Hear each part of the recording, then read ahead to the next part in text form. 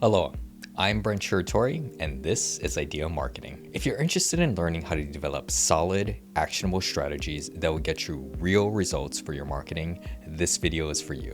One of my favorite books on strategy is Good Strategy, Bad Strategy by Richard Rumelt. This book truly changed how I think about strategy in general and gave me a clear path on how to apply it to marketing. I truly believe if you apply these principles to your work, you'll stop wasting time on tactics that don't matter and start building campaigns and marketing programs that actually drive results. In this video, I'll walk you through 5 ways to improve your marketing strategy based on this truly insightful book. Let's get into it. But first, some context on why this book matters. Richard Rumelt is a strategy professor at UCLA, and he spent decades studying why some organizations win while others spin their wheels. And what he found is that most organizations don't fail because they lack ambition or resources. They fail because they don't actually have a strategy. They have goals, they have mission statements, they have a bunch of activities that they do, but they don't actually have a clear, coherent strategy. And this shows up everywhere in marketing. Believe me, I've been there. You're faced with 10 different priorities, running different campaigns in a dozen channels, measuring metric upon metric, but for all that work, you're not getting meaningful results. You just have a laundry list of tactics, and that's not a strategy. But I promise this video will help you get there. Alright, the first principle is what the book refers to as the kernel of good strategy. Every good strategy has 3 parts: the diagnosis, a guiding policy, and coherent action. Think of these as the core building blocks that make strategy actually work. Let me break each one down. First is the diagnosis. This is where you clearly define the challenge you're facing. Not symptoms, not vague problems, the actual core challenge that's holding you back. It's your situational analysis. And a lot of times teams skip this step entirely and jump straight to tactics without understanding what problem they're actually solving and what could be causing it. Skipping this step is like getting dropped in a war zone, lost in the jungle. Next is the guiding policy. This is your overall approach to dealing with the challenge you diagnose. It's not a goal like increase revenue by 20%. It's a method, a philosophy. It's how you intend to solve the problem. A lens that helps you make decisions about what to do and what not to do. Finally, coherent action. This is where you take that guiding policy and turn it into specific coordinated steps. These are focused actions that all reinforce each other, the opposite of random tactics or an exhaustive list of everything you could possibly do. So say you're a coffee brand and your conversion rate is terrible. People visit your site, but just don't buy. You could say, well, we need more traffic and throw money at more ads. But that's not strategic. Instead, start with the diagnosis. Maybe the real problem isn't traffic volume. Maybe it's that you're attracting casual coffee drinkers when your product is really built for coffee enthusiasts who really care about the tasting notes and the source of origin. Or maybe your product pages focus on convenience and consistency when your audience actually cares about beans and roasts. Once you diagnose the real issue, you can set a guiding policy. Let's say you determine that your positioning is too broad. Your guiding policy might be, we will become the go-to choice for remote workers who want cafe quality coffee at home without the hassle. Then your coherent action should all align to that. You rewrite your website copy to speak directly to remote workers. You create content showing how to make cafe quality drinks in under 5 minutes. You target ads to people searching for home office upgrades. You build tutorials that solve common coffee problems like bitter taste or inconsistent brewing. Everything you do reinforces that guiding policy. That's the kernel in action. And here's the thing.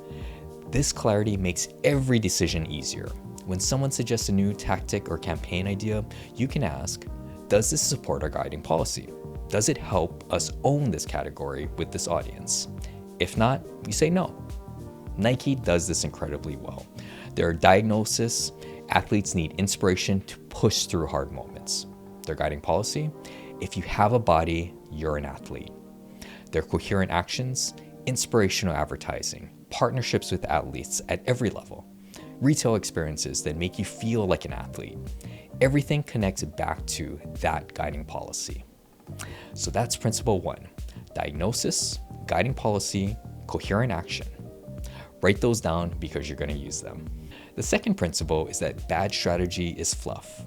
The book notes that most strategic plans are often just collections of buzzwords or vague aspirations that sound important but really mean nothing. Things like, we will leverage synergies to drive innovation and create value for stakeholders. I mean, what does that even mean? You can't execute it. You can't measure it. It's just noise. You know what I'm talking about. Marketing is absolutely full of this kind of fluff. Strategic plans that say things like increase engagement or build brand awareness or create compelling content. These aren't strategies. They're at best broad goals. At worst, just excuses to act like you're doing something. Good strategy is specific.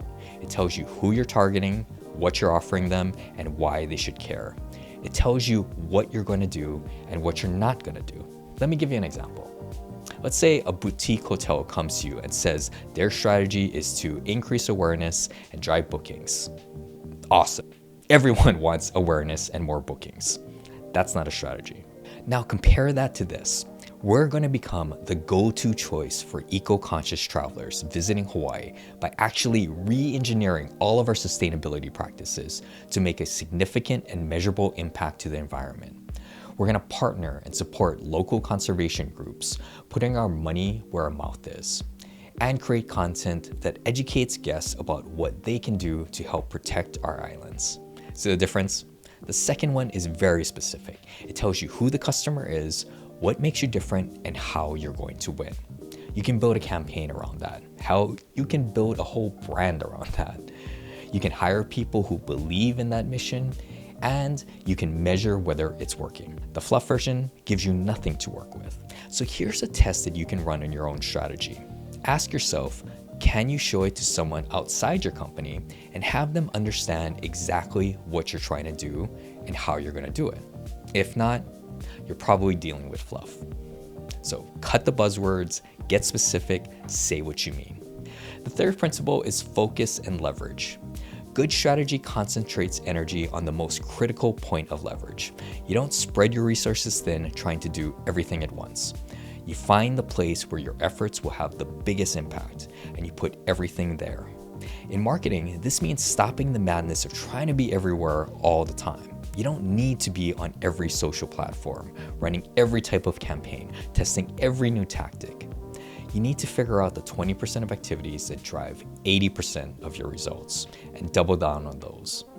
This is often hard for us as marketers because we're trained to think more is better. More channels, more campaigns, more content, but more usually just means diluted. You end up doing 10 things poorly instead of 3 things extremely well. Let me give you one of my favorite examples of this, Dollar Shave Club. When they launched, they were competing against Gillette, a company with billions of dollars and complete dominance of the razor market. Dollar Shave Club couldn't outspend them on TV, they couldn't outspend them in retail, they couldn't win by doing what Gillette was already doing.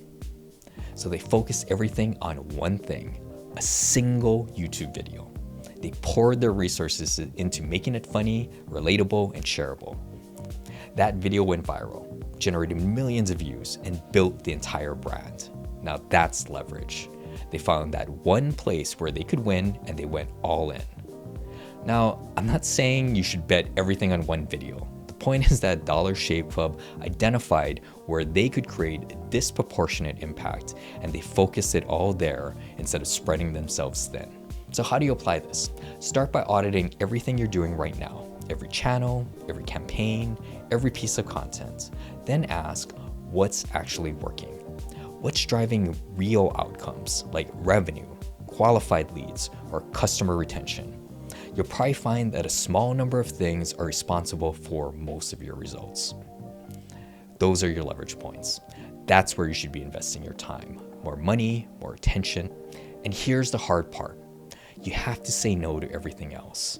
Not forever, not permanently, but for now, you need to focus. Apple does this better than almost anyone. Every product launch focuses on one or two key benefits.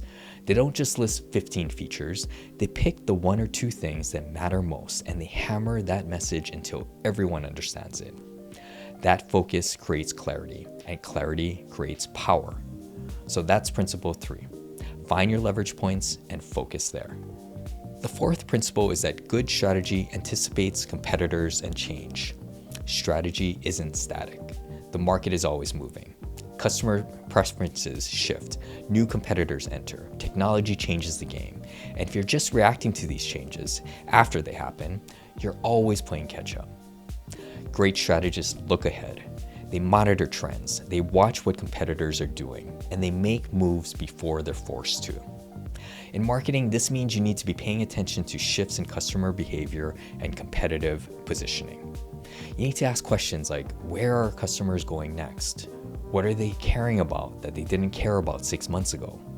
What are our competitors doing that's working? Where are the gaps in the market that we could own? Netflix is the classic example here. They didn't wait for the streaming wars to come to them. They saw it coming years in advance.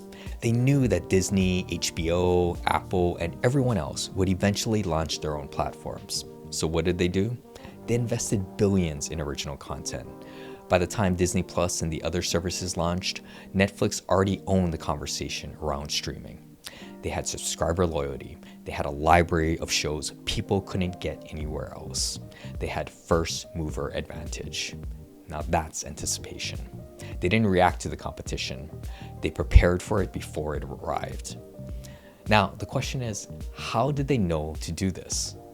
It's because they saw this before. They saw that there could be a much more convenient alternative to brick and mortar video rental stores, so they created video rental by mail, whereas Blockbuster stayed complacent. So they knew if they weren't careful, they could also become a relic if they didn't constantly look for new ways to deliver their product. I have no doubt that in the next 5 years, there will be another major shift from content creation and streaming services into something completely different. And I'm confident Netflix will be leading the charge. Now, you don't need Netflix's budget to think this way. You just need to be deliberate about scanning the horizon. Set aside time every quarter to review what's changing in your market. Talk to your customers about what they're seeing. Look at what adjacent industries are doing that might affect you. And then make strategic bets based on what you see coming. Don't wait until everyone else is already doing it. By then, it's too late to lead. You're just following. Finally, the fifth principle is that strategy is about choice. This is probably the hardest one for people to accept. Strategy is fundamentally about deciding what not to do. If you try to do everything, you end up with no strategy at all. You're just saying yes to every opportunity that comes along, and that dilution kills your effectiveness. In marketing, this shows up all the time. Someone pitches a new social media platform and you add it to the plan. Someone suggests new partnerships and you say yes. Someone has a clever idea for a campaign in their mind and you greenlight it. Pretty soon you're running 20 different initiatives and none of them are getting the attention they need to actually work. Great strategy means making hard choices. It means saying we're going to focus on this audience and not that one. We're going to own this message and not try to be everything to everyone. We're going to invest in this channel and ignore these other ones, at least for now. This takes courage because you're explicitly choosing to not pursue certain opportunities. But that's the point. Focus beats frequency. You're better off dominating one space than being mediocre in 5. Apple, again, is the master of this. They make fewer products than almost any other tech company of their size. Every product launch focuses on one or two key benefits, not a feature dump. Their marketing is ruthlessly simple. They've chosen what they stand for, and they've chosen what they're not going to try to be. And look at the results. That clarity doesn't just make their marketing more effective, it makes everything about the company more effective. So here's your homework. Look at your current marketing plan and write down 3 things you're going to stop doing. Delete them from the roadmap and take the time and budget you're spending there and reallocate it to your highest leverage activities. All right, let's recap these 5 principles. First, the kernel of good strategy. diagnosis, guiding policy, and coherent action. Start by understanding the real problem you're solving, then set a clear guiding policy for how you're going to address it, and finally, take coherent actions that all reinforce each other. Second, bad strategy is fluff. Cut the buzzwords and vague aspirations. Get specific about who you're targeting, what you're offering, and why they should care. Third, focus and leverage. Stop spreading yourself thin. Find the 20% of activities that drive 80% of results and go all in there. Fourth, anticipate competitors and change. Don't just react to what's happening. Look ahead and make strategic moves before the market forces your hand. And fifth, strategy is about choice. Decide what you're not going to do so you can do fewer things at a much higher level. Here's the thing. These principles don't just clarify your strategy, they make everything easier. They align your team because everyone understands what you're trying to do. They sharpen your creative because you have a clear direction. They maximize every dollar you spend because you're not wasting resources on things that don't matter. Good strategy isn't complicated, but it does require discipline. It requires saying no. It requires focus. If this video helped you think differently about your marketing strategy, check out my other videos where I break down frameworks and case studies from companies doing this well. And hit subscribe so you don't miss out on the next one. Remember, you don't need to buy more ads when you have better ideas. I'll see you in the next video.